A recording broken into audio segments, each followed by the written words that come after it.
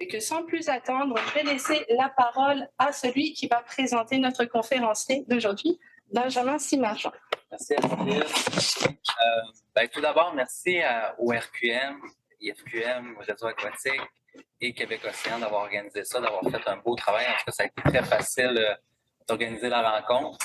Je me présente, je suis Benjamin Simarjean, je suis le directeur du Bureau des relations internationales à l'UQAR, donc je m'occupe des relations internationales de l'UQAR. Et ma présence aujourd'hui aussi, c'est un peu en lien avec l'Académie de la mer de Monaco parce que les étudiants de l'ISMER ou de l'UQAR, qui sont à la maîtrise, au doctorat ou même au baccalauréat, qui voudraient participer à l'Académie de la mer, vous avez accès à des bourses de 1 500 $ canadiens pour y participer. Donc, si vous avez des questions par rapport à ça, je vais être présent pour y répondre. Et ça va me faire un plaisir après la présentation de M. Anselmi. Donc, comme présentation, Laurent Anselmi est titulaire d'un diplôme d'études approfondies en droit public fondamental de l'Université de Nice, Côte d'Azur, et du certificat universitaire d'études fédéralistes à AOS en Italie. Après avoir été chargé de travaux dirigés à la faculté de droit, puis attaché territorial au service juridique de la ville de Nice, Laurent Anselmi a effectué une carrière publique en principauté de Monaco. Il a notamment exercé les fonctions de directeur des services judiciaires, aujourd'hui secrétaire d'État à la justice, de président du Conseil d'État, de conseiller de gouvernement, ministre des Relations extérieures et de la coopération et de chef du cabinet princier. Il est en outre président de la Cour d'appel internationale de la Fédération internationale automobile. Donc, à défaut de vous recevoir aujourd'hui en présent, parce que c'était prévu en présent, ça fait un grand plaisir de vous présenter, de vous accueillir à distance, Laurent. Je vais vous laisser la suite de votre présentation.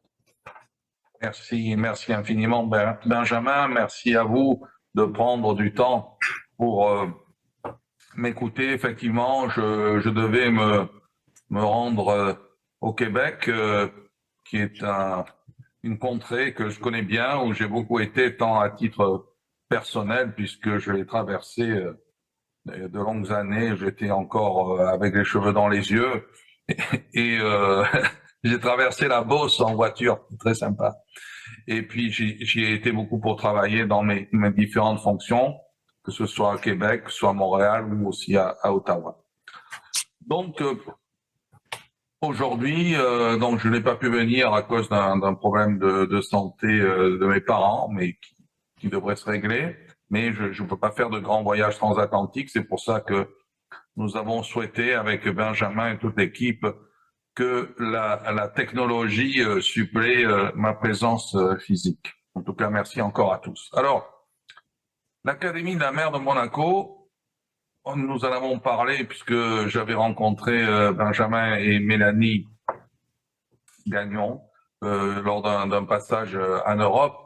Et l'Académie de la mer de Monaco, donc, est une nouvelle institution en principauté. Alors, la principauté, vous le savez, a une tradition très ancienne d'attention portée aux mers et océans, qui remonte au prince Albert Ier, chez nous, qui est le fondateur du musée océanographique, qui est une institution très connue à Monaco et qui était un homme très engagé dans les sciences marines et aussi un humaniste avéré.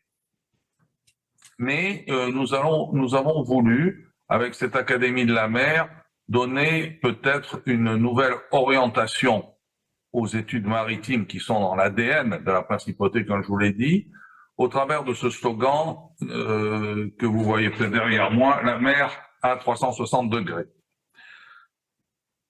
C'est pour ça que nous avons créé l'Académie de la mer de Monaco en acronyme A2M. De quoi s'agit-il? Alors, l'Académie de la mer, ça a la forme juridique d'une association, mais d'une association investie d'une mission d'intérêt général, une mission d'intérêt public. Le prince souverain, le prince Albert II en est le président d'honneur, moi j'en suis le président exécutif et le conseil d'administration est composé soit de collègues qui sont dans les différents rouages de l'État, soit de personnalités de la fonction de la société civile qui sont tous intéressés aux questions des mers et océans. Nous avons deux marqueurs, si vous voulez, importants et qui définissent un peu le sens de notre démarche. Le premier, c'est la langue française. Donc, nous sommes un institut francophone. C'est pour cela que nous avons reçu d'emblée le soutien de l'Agence universitaire de la francophonie, l'AUF, que vous connaissez très certainement. Pourquoi? C'est pas par un rejet des autres langues, mais c'est simplement parce que la langue française est structurante de l'identité de la principauté. Constitutionnellement, c'est la langue officielle de Monaco. La principauté est dans les états fondateurs de ce qui allait devenir l'Organisation internationale de la francophonie. Il nous a semblé important de mettre notre académie dans ce sillon. Ça, c'est le premier point. Le deuxième point, c'est le caractère interdisciplinaire ou transdisciplinaire des travaux et des enseignements que nous souhaitons dispenser. De fait, si vous voulez, il nous a semblé que il y avait une utilité à ne pas s'arrêter simplement à des considérations scientifiques et environnementales, aussi importantes soient-elles, et nous les intégrons bien entendu de manière éminente, mais nous voulions aussi adresser d'autres approches, des approches économiques, des approches géopolitiques, des approches liées à la sécurité du transport maritime, des approches liées aussi à la coopération internationale, notamment au travers des ports, et les aspects alimentaires, à travers de la pêche, mais pas que de la pêche. Donc, c'est, si vous voulez, cet aspect multidisciplinaire que nous voulons exprimer au travers de ce slogan, la mer à 300, ou de cette devise, la mer à 360 degrés. Et de là découle, si vous voulez, un certain nombre de conséquences, notamment la diversité. La diversité que nous allons rechercher dans les auditrices et auditeurs qui viendront fréquenter nos formations, mais également dans les enseignants et les formateurs qui viendront les dispenser.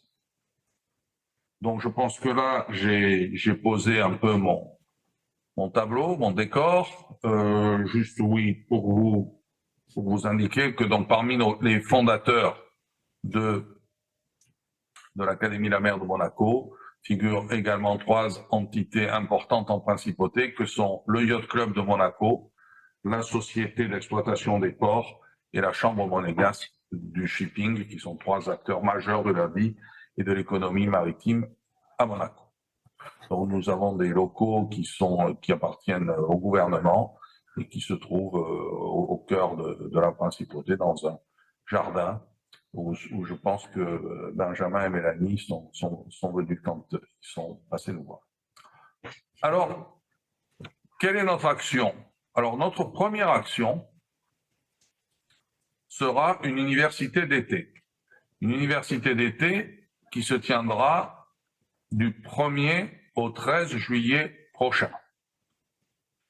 Durant cette quinzaine, des formations seront dispensées à une quarantaine d'auditeurs ou d'auditrices. Donc, les profils recherchés pour ces participants, eh bien, ce sont soit des profils d'étudiants, universitaires, d'écoles de commerce, en tout cas de personnes qui sont dans l'enseignement supérieur, qui ont au moins 3 années d'études.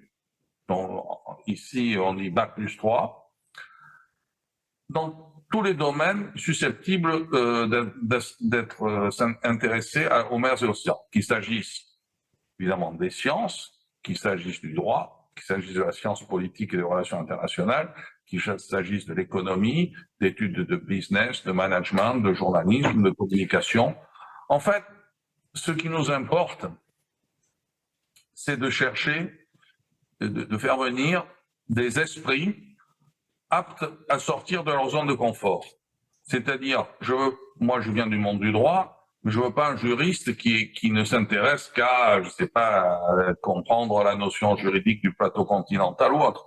Moi je veux un juriste qui s'intéresse à l'acidification des océans, qui s'intéresse aux rapports de force qui peuvent se nouer autour des mers et océans, etc., etc. Donc, je veux des gens qui adhèrent à cette recherche d'interdisciplinarité telle que je voulais exposer.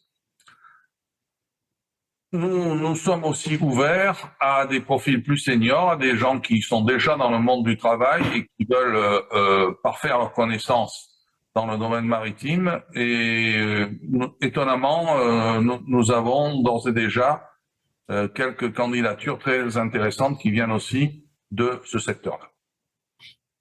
Au niveau des enseignements, donc comment ça va se passer? Alors, le 1er juillet, qui est un lundi, il y aura une séance d'ouverture avec des hautes autorités monégasques et étrangères, des discours, et puis une leçon d'ouverture qui sera faite dans la deuxième moitié de la journée par Eric Franks. Eric Franks, c'est un professeur belge, c'est un professeur tout à fait éminent de droit international et de droit de la mer qui traitera d'un sujet qui est le règlement des différends dans le nouveau droit de la mer tel qu'il résulte de la Convention de Montego Bay. Ça, c'est le 1er juillet. À la suite de ça, pendant une dizaine de jours, en matinée, les auditrices et auditeurs auront 3 modules d'enseignement fondamentaux. Le premier sera un module à dominante environnementale et scientifique, et il aura pour titre « Bilan de santé des mers et océans ». Il sera assumé par 2 professeurs, Richard Sampéré, qui est directeur de l'Institut des océans de l'Université d'Aix-Marseille, et Guillaume Saintonge, que je ne présente pas puisque vous le connaissez. On évoquera, alors ces 3 modules, c'est un module de 9 heures, 3 fois 3 heures, un peu tous les sujets et tous les maux dont souffrent à ce jour les mers et océans. Le deuxième module, pareil, de 3 fois 3 heures en matinée, sera relatif aux enjeux de pouvoir, de puissance, aux rapports de force géopolitiques autour des mers et océans et sera assumé par Jean-Vincent Olindre, qui dirige le Centre de Relations Internationales de l'Université de Paris 2. Paris 2, vous connaissez peut-être sous le nom de Panthéon-Assas. Et le troisième module, pareil, 9 heures, 3 fois 3 heures en matinée, sera enseigné par Maria Gavounelli, qui est une professeure grecque de droit international et qui parlera des enjeux contemporains du droit de la mer, et notamment la fameuse convention sur la biodiversité au-delà des juridictions nationales, la biodiversité en haute mer, je l'ai en anglais en tête. Voilà, donc ça c'est le matin. L'après-midi sera consacré à des tables rondes, à des rencontres, à des visites, à des conférences thématiques qui viendront éclairer les propos du matin. Et là, viendront aussi toutes sortes d'intervenants, qu'il s'agisse encore d'universitaires, mais aussi des gens de terrain, des spécialistes. Nous parlerons notamment beaucoup sécurité maritime. Nous aurons le spécialiste de ce qu'on appelle le brigandage armé en mer de l'Union européenne. Nous aurons une après-midi consacrée à la coopération portuaire, où nous évoquons par exemple le désenclavement de la bande sahélienne par le truchement des ports marocains. Nous pensons également aborder la question de la coopération entre l'Albanie et le Kosovo pour le désenclavement aussi du Kosovo. Enfin, des sujets très très concrets. Il y aura une table ronde également sur l'économie de la mer, l'économie bleue, des visites. Alors, des visites à Monaco dans des organisations internationales, puisque par exemple, nous avons ici le siège de l'Organisation hydrographique internationale, qui est une organisation intergouvernementale qui détient le portefeuille de toutes les cartes marines du monde, le laboratoire environnemental de l'Agence internationale de l'énergie atomique, donc c'est une institution onusienne qui a son siège à Monaco. Nous avons aussi d'autres ONG qui seront aussi impliqués. Puis il y aura une après-midi aussi au musée océanographique avec des exposés, des conférences, notamment sur des explorations, on appelle les explorations de Monaco, qui sont aussi conduites à partir de la principauté. Tout ça jusqu'au 11 juillet. Le 11 et le 12 juillet se tiendra un colloque de clôture ouvert au public, c'est-à-dire s'en mélangeront les auditeurs et puis des personnes extérieures qui souhaiteront participer et assister à ce colloque dont le thème est pêche ou surpêche, point d'interrogation. Là aussi, ce colloque, on voudrait qu'il soit emblématique un peu de notre savoir-faire et de notre approche pluridisciplinaire, avec, là encore, plusieurs modules. Un module qui viendra poser le décor et notamment toutes les dégâts qui peuvent être causés aux espèces, à la biodiversité, du fait des pratiques de pêche déraisonnables. Et donc, Monsieur Dominique Robert, que je vois parmi vous, posera le décor et son intervention sera complétée par un professeur de Montpellier, Bastien Mérigot, et la secrétaire générale d'un accord qui a son siège à Monaco, la COBAMS, qui est un accord pour la protection des cétacés en mer Méditerranée, en mer Noire et dans la zone atlantique adjacente. Et ils nous parleront aussi des prises accidentelles de mammifères marins qui causent des dégâts que vous imaginez. Le deuxième module sera un module juridique, c'est-à-dire quand on aura bien établi la situation, on évoquera quelles sont les règles de nature à obtenir un changement ou en tout cas endiguer, à renverser la tendance. Le troisième module sera un module répressif, c'est-à-dire comment poursuivre, punir et condamner la pêche illégale avec la gendarmerie nationale française, le général qui commande l'unité de répression de la criminalité environnementale, l'association de magistrats pour la justice environnementale et Interpol, puisque Interpol a mis au point des systèmes pour poursuivre aussi la pêche illégale au plan international. Ça, c'est le vendredi 12 et le samedi 13 juillet au matin, on finira par l'action sur les esprits, au travers d'un exposé sur la formation des gens de mer et l'éducation à la pêche durable par un représentant du ministère marocain en charge de la pêche, et puis une plateforme qui est à l'université de Corse, qui est aussi notre partenaire, qui travaille sur la reproduction d'espèces menacées en vue de leur réimplantation. Et à la suite de ça, il y aura des propos conclusifs et du colloque et de la session sur le dialogue entre les sciences humaines et les autres sciences au service des mers et océans. Ça, c'est notre première action, l'université d'été, donc 1er au 13 juillet. Alors chaque promotion portera un nom, là, on l'a appelé promotion Prince Régnier 3, puisque l'Académie de la mer de Monaco a été créée durant l'année de commémoration du centenaire de sa naissance et qu'il était très, très impliqué dans la défense des mers et océans. Donc, pour moi, la première promotion portera le nom de promotion Prince Régnier 3. Chaque année, nous voulons répliquer cette université d'été avec un colloque de clôture qui changera de thématique chaque année.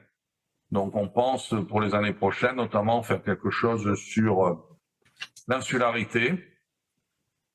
On pense aussi travailler sur les mers fermées ou semi-fermées et peut-être aussi sur l'interface terre-mer avec le changement climatique. Dans la région où nous sommes là, nous souffrons beaucoup de ça et des fleuves qui après viennent se jeter dans la mer, en l'occurrence Méditerranée, de manière tout à fait violente. Et bon, c'est des sujets qui nous semblent aussi importants. Donc voilà. À terme, notre idée, c'est d'ériger cette Académie de la mer de Monaco. Je serais prétentieux si je disais une université, mais en tout cas dans un établissement d'enseignement supérieur qui délivrera peut-être quelques masters et suivra des thèses de doctorat fidèlement à ces principes que je vous ai exposés, c'est-à-dire des travaux en langue française, des travaux mettant un peu en perspective diverses approches autour des mers et océans. Nous souhaitons aussi organiser quelques événements pour nous faire connaître hors de la principauté sur ces thématiques-là, alors des événements plus courts de 48 heures, peut-être sur la sécurité du transport maritime. On aimerait aussi travailler sur les rapports entre la mer et la santé humaine, la pharmacopée, enfin ce type aussi de thématique. Voilà, je pense que j'ai essayé d'être le plus complet possible. Donc nous avons d'ores et déjà des partenaires très intéressants, l'UQAR, l'ISMER, l'INRS au niveau du Québec et du Canada. Nous avons l'Institut d'études diplomatiques de la République de Djibouti, qui nous enverra aussi des auditeurs. Alors là, c'est des profils plus seniors. Nous avons pas mal d'universités françaises, je vais en citer quelques-unes. Bon, il y a ma maison, Nice, il y a Marseille, il y a Montpellier, il y a la Corse. Nous avons, attendez, je me remémore, parce que les neurones, vous savez, à mon grand âge, comment c'est. Hein. Nous avons une très belle université aussi au Maroc, qui s'appelle Menara Université. Et on continue à engranger, je dirais, des demandes de partenariat. Nous sommes, comme je vous l'ai dit, une jeune institution. On a commencé vraiment à travailler à partir du mois de septembre de l'année dernière. Donc, nous sommes, avec beaucoup d'humilité, assez satisfaits de ce qui a été réalisé pour le moment. Alors, comme l'a dit Benjamin, l'UQAR nous fait cette faveur, ce privilège d'allouer une bourse de 1 500 $ canadiens à celles ou ceux de ces étudiants qui veulent venir. Nous n'avons à l'heure actuelle enregistré qu'une seule candidature, d'ailleurs très belle candidature, une jeune fille qui va venir participer en qualité d'auditrice, mais nous aspirons à ce qu'il y en ait plus, d'une part pour le plaisir de vous accueillir, et puis aussi pour, je dirais, marquer ce partenariat entre nous que nous voulons long et fructueux.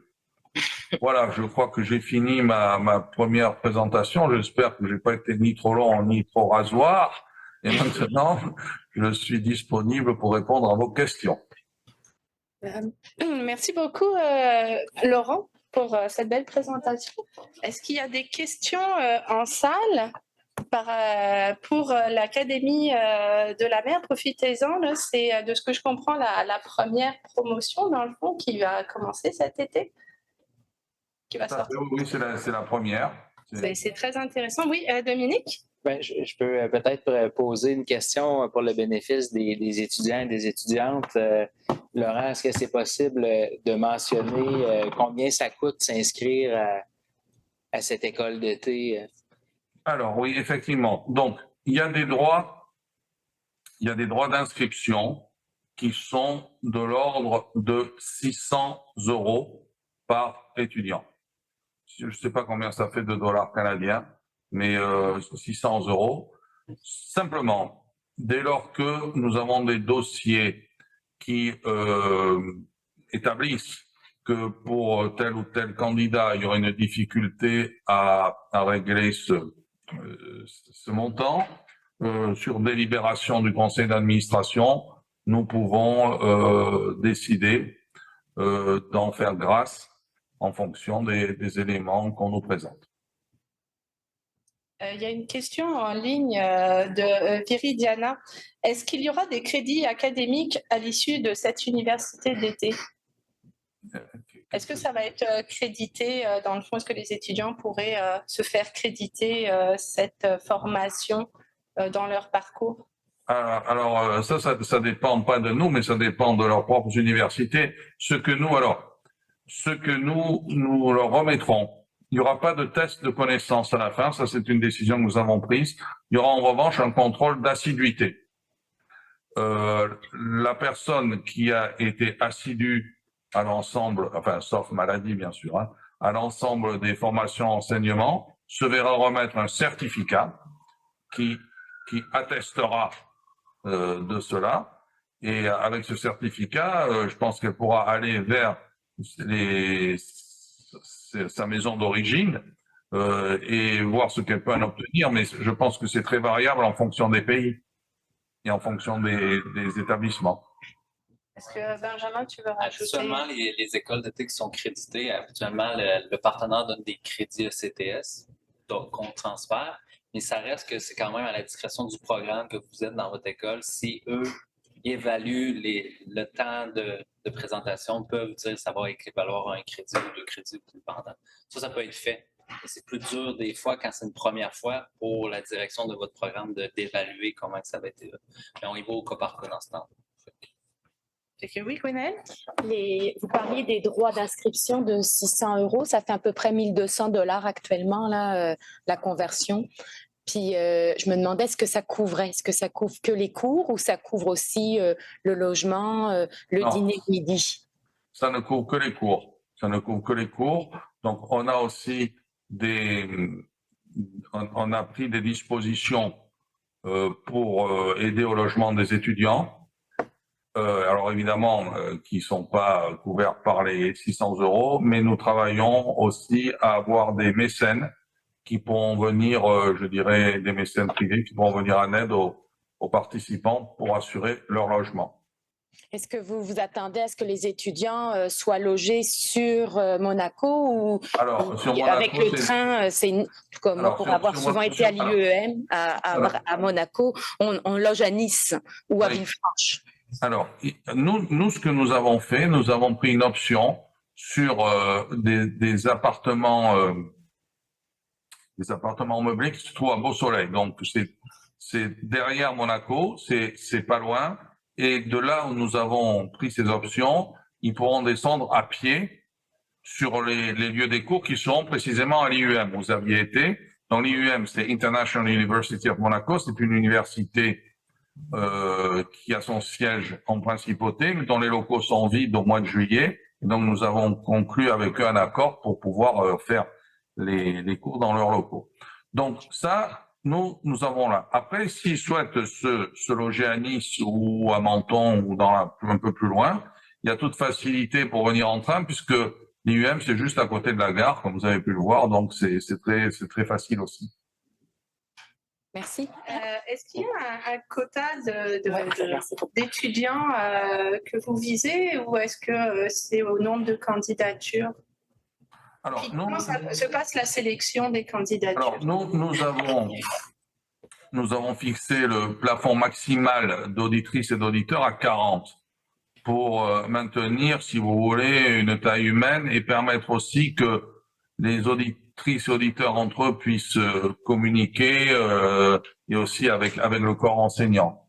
La sélection s'opère sur dossier, s'opère en fonction des motivations telles qu'elles sont exposées dans les lettres de motivation, puisque pour candidater, il faut passer par notre site internet, donc vous en avez connaissance, c'est www.a2m.mc et donc les gens envoient un CV et une lettre de motivation, on les examine et puis on leur répond assez rapidement. Alors il y a un comité de sélection aussi qui est saisi et qui examine ça. Pourquoi est-ce que on répond assez rapidement? Parce que pour un certain nombre de candidats qui viennent de certains pays, il importe qu'ils obtiennent, c'est pas le cas des Canadiens, mais il importe qu'ils obtiennent un visa, et un visa notamment des autorités françaises. Pour arriver à Monaco, il faut passer par la France, et donc il faut pouvoir séjourner en France, et comme ça peut prendre du temps, on répond, je dirais, assez rapidement. Oui, Gwenaëlle? Je me demandais si vous aviez un tag ou reçu quelque chose dans le cadre de la décennie des océans pour que ça soit un événement qui soit labellisé UNESCO. Alors, j'avoue que non. J'avoue que non, mais c'est vrai, comme je vous l'ai dit, on s'est mis en route au mois de septembre dernier. J'avais un peu regardé en direction de l'UNESCO, puis ayant la tête dans le guidon ou sous l'eau, comme vous préférez. J'ai pas trop été sur cette piste, mais c'est vrai que ça vaudrait le coup de s'y consacrer, oui. Est-ce que, justement, avec la Destinée des océans ou la conférence qui va avoir lieu à Nice, À Nice, en 2025, est-ce que l'Académie de la mer planifie faire d'autres activités conjointement avec la venue de cette conférence-là? Ou c'est trop loin, justement, que vous avez... Non, non, alors, il se trouve que nous connaissons bien un certain nombre d'organisateurs de cette conférence et que, évidemment, elle se passe à 20 km de chez nous et nous verrons un peu comment s'y associer. Je dis ça avec beaucoup d'humilité, mais pour le moment, il y a rien de vraiment concret, mais c'est quelque chose que nous avons dans notre objectif.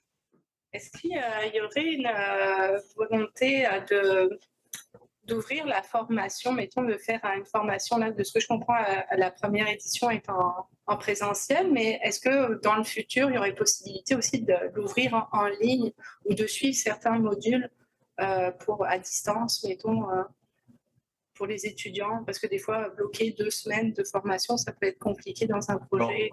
Pour le moment, c'est une possibilité que nous avons ouvertement exclue parce que nous souhaitons qu'il y ait, je dirais, un rapprochement humain et une véritable relation qui se noue non seulement sur place, mais après dans l'avenir avec les auditeurs entre eux, les auditeurs avec le corps enseignant et après les auditeurs entre eux dans la durée, c'est-à-dire qu'ils forment une espèce de communauté d'anciens. Alors j'ai vu là apparaître sur l'écran une question de quelqu'un qui dit mais quelle sera la plus-value pour un étudiant de prendre part à cette quinzaine. Alors, à mon sens, la plus-value, elle tient beaucoup dans l'aspect interdisciplinaire. C'est-à-dire que vous allez avoir des petites lanternes qui vont s'allumer et qui vont vous faire poser des questions auxquelles vous ne vous seriez peut-être pas naturellement posé dans le cadre de la spécialité qui est la vôtre. Ça serait la plus-value, je dirais, sur le plan de l'esprit. Après, pour être un peu plus concret, les gens qui font des études s'interrogent aussi, pour certains d'entre eux, sur ce que va être leur débouché professionnel, sur ce que peuvent être leurs débouchés professionnels. Et là aussi, je pense que d'être en contact avec des gens qui viennent des milieux de l'entreprise, qui viennent d'autres universités, qui viennent de milieux professionnels, de milieux stratégiques, eh bien, ça pourra aussi vous ouvrir des idées, si ce n'est des contacts qui vous permettront de regarder différemment votre avenir. Voilà la réponse que je pourrais faire. Est-ce que Rodrigue, c'est toi qui as posé la question en ligne. Est-ce que Rodrigue, ça te convient comme réponse? Non? Bon, je pense que ça convient pour Rodrigue. Rodrigue est le coordonnateur du Novarium, pour ceux qui ne connaissent pas. Qu'est-ce que c'est le Novarium? C'est une bonne question, j'aurais dû... Il pourrait le présenter. Ah bah oui, tiens, Rodrigue, allume ta caméra puis ton micro qui présente le Novarium. Je pense que ça serait très intéressant pour Laurent de connaître le Novarium et le campus d'innovation que vous avez ici à Rimouski, qui n'est pas très loin de l'ISFER. Bon, en fait, ma question, ça a été répondu quand même, je crois que c'est sur le plan personnel. Mais moi, j'essayais de comprendre, si j'ai bien suivi, c'est qu'il n'y avait pas de crédits qui pouvaient être donnés aux étudiants qui participaient, mais de façon réaliste, je trouve quand même que c'est quand même exorbitant parce que si on tient compte des billets d'avion, du logement et des frais de scolarité, pour participer au camp, je trouve que c'est quand même, pour 2 semaines, c'est quand même élevé pour un étudiant. Wow. C'était ça le sens de la question, mais je trouve que vous avez quand même bien répondu, à mon sens, pour le personnel. Vous savez, on va y aller. C'est bien qu'il ait posé cette question, on va y aller. Quand c'est une institution nouvelle et c'est notre première session d'été, donc si vous voulez, on est parti d'une feuille blanche. Et sur les questions financières, si vous voulez, on s'est beaucoup posé de questions et peut-être que la cote que nous avons taillée est une cote mal taillée. Je comprends les difficultés et vous êtes pas les seuls à mettre ça en avant. Les difficultés qui peuvent être liées au coût pour les étudiants. C'est pour ça que nous sommes à la recherche active de mécènes. On commence à en avoir. Nous avons aussi, nous, dans des potentialités qui nous permettront de venir en aide à certains étudiants. Donc, moi, ce que je vous propose, c'est, si vous êtes intéressés, les uns et les autres, de candidater. Et puis, s'il y a des questions matérielles, on pourra les voir ensemble.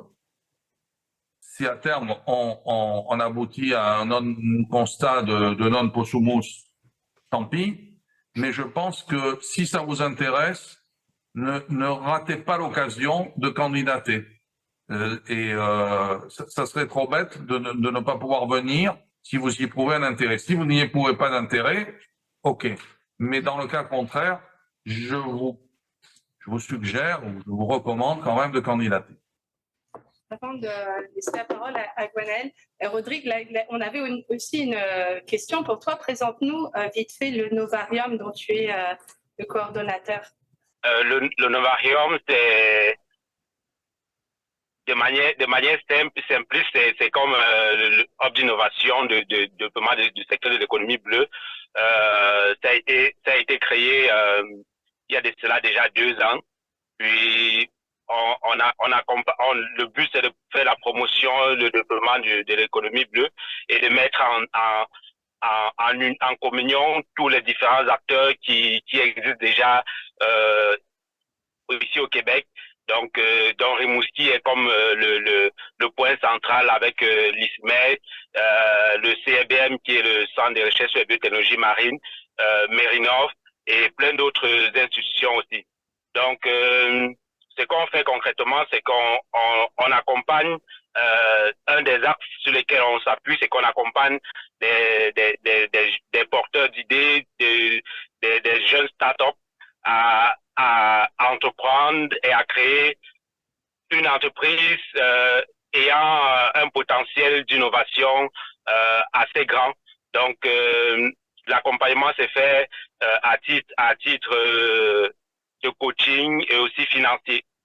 Donc, c'est de manière résumée un peu ce que fait le Novarium pour le moment, mais il y a une perspective qui est que le Novarium sera du moins ou alors est le précurseur de la zone bleue qu'on attend de manière imminente. Puis pour le moment, on peut rien dire de ce qui est la zone bleue, mais c'est ce qui portera la zone d'innovation du secteur de l'économie bleue au Québec, qui était un projet fait conjointement avec la municipalité de Rimouski et celle de Grande-Rivière en Gaspésie. Bon, je ne sais pas si vous connaissez un peu le Québec, la géographie du Québec. Ouais, ben c'est un peu ça. Merci beaucoup, Rodrigue. Je pourrais compléter, en fait, pour la bourse que nous, on offre, c'est sûr que ça va vous couvrir le frais de 600 €. C'est sûr que ça le coûte. C'est sûr qu'il va vous rester peut-être 300 $ canadiens pour payer.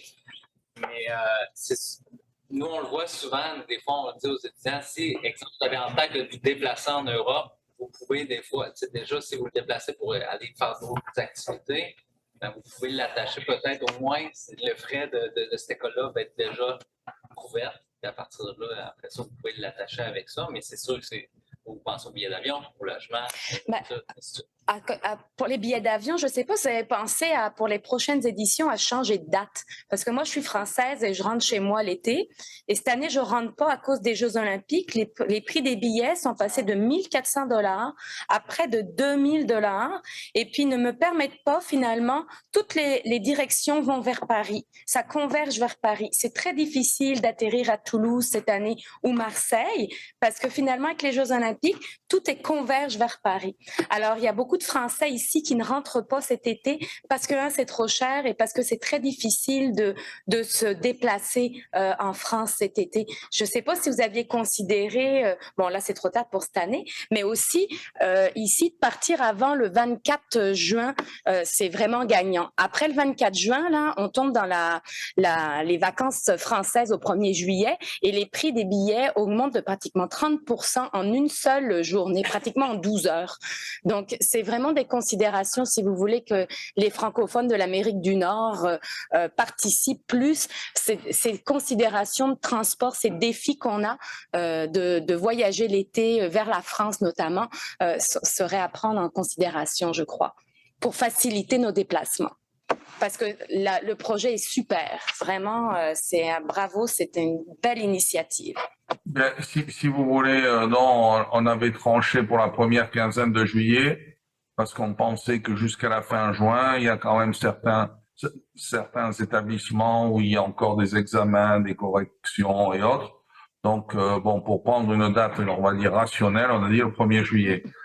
On a Simtania Yao qui qui nous a écrit dans le chat. Tu es admis au doctorat en sciences de gestion des ressources maritimes à l'UQAM. Félicitations. Qu'est-ce que tu voudrais poser comme question à Laurent sur l'Académie de Monaco et si tu peux soit nous écrire dans le chat ou allumer ta caméra puis prendre la parole. N'hésite pas, on essaye de faire de l'interaction virtuelle. Comme malheureusement, on n'a pas Laurent en présentiel, mais peut-être, qui sait, l'année prochaine pour faire la promotion. Non, j'ai bien l'intention de venir. Bonjour. Bonjour. Je suis heureux de participer à ce webinaire. Et ma question, c'est que, bon, j'interviens également à l'université de Kara au Togo. Et je donne le cours des métiers de la mer.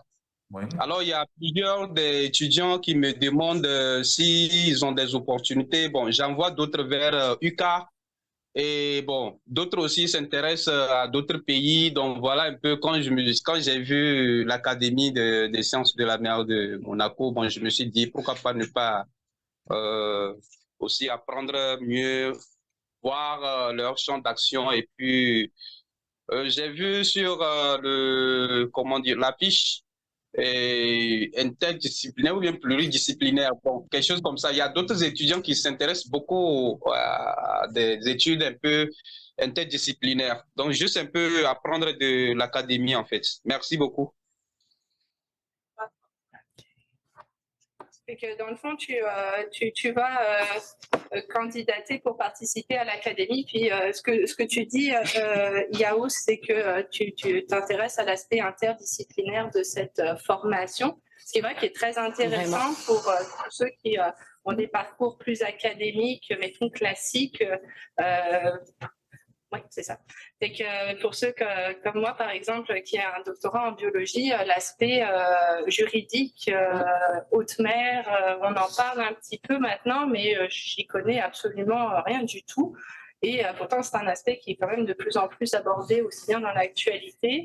Donc, ça va donner cette opportunité-là de se faire former auprès d'experts de renommée internationale et justement d'enrichir tes connaissances sur le monde de la mer en général. C'est vraiment notre but. Alors moi, je suis juriste et j'ai toujours eu, si vous voulez, comment dire, comme philosophie, c'est peut-être un bien grand mot, en tête que le droit, c'est au service de l'humain. Et ça fait maintenant une quarantaine d'années qu'on voit émerger le droit de l'environnement. Il y a même maintenant un droit à l'environnement. Mais toutes les études que vous faites, toutes les aspirations que vous avez au développement durable, à une prise de conscience de l'humanité, du fait que la création, c'est un bienfait qui est entre ses mains et que c'est son devoir de la conserver, etc.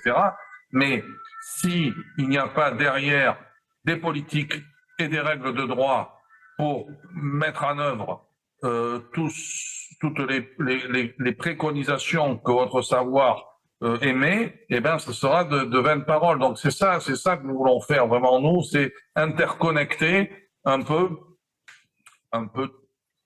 tous ces interlocuteurs autour des mers et océans, mais au service vraiment de l'intérêt général, de l'utilité publique ou de l'intérêt supérieur de nous tous. C'est un peu grandiloquent, mais c'est notre idée. Ça résume vraiment très bien cette belle mission. Merci encore, Laurent. Merci à vous. Merci. Je vous remercie encore du fond du cœur. Et si vous voulez, je répète encore, hein, si vous êtes intéressé, n'hésitez pas à candidater et on peut réfléchir ensemble aux aspects matériels et financiers. Voilà. Donc voilà, c'est dit. N'hésitez pas, allez contacter, allez sur l'Académie de la mer pour vous inscrire. Essayez surtout, n'hésitez pas. Et merci beaucoup, Laurent. Viridiana a partagé le lien vers l'Académie dans la discussion. N'hésitez pas à cliquer là-dessus. Cette conférence sera disponible sur la chaîne YouTube de Québec Océan dans ces prochaines journées. Pour moi, c'était la dernière conférence. Merci beaucoup. Et que je vous donne rendez-vous quand même à Québec Océan la semaine prochaine, mercredi midi, puisqu'on reçoit Émilie Charry-Tissier et Justine Boulan de Wellseeker qui nous parleront d'intelligence artificielle pour identifier la faune marine. Donc, soyez des nôtres en ligne ou à l'ISMER la semaine prochaine. Merci beaucoup. Merci à tous. Au revoir à tous. Merci Laurent. Bien.